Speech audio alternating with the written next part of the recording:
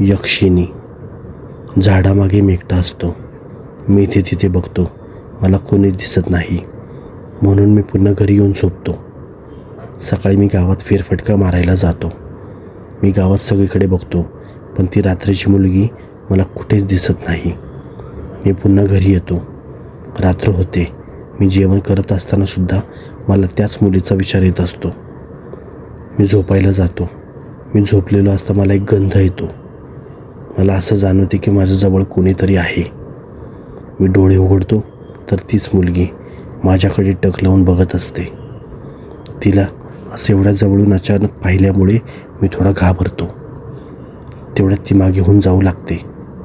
मी धावत घराबाहेर येतो. मी त्या मुलीला पुन्हा झाडाच्या दिशेने जाताना पाहतो. मी तिला आवाज देतो आणि ती मागे वळून पाहते. काय तिचे ते रूप पाहून चंद्रही लाजेल असा चंद्रासारखा तेजस्वी चेहरा, लांब काळेभोर केस आणि तिचे डोळे म्हणजे तिच्या डोळ्यात हरून जाईल अशी तिची खोल नजर. तिच्या डोळ्यात एक वेगळी जादू होती. प्रेम आणि विनाश तिच्या नजरेत ओळखणे शक्य नव्हते.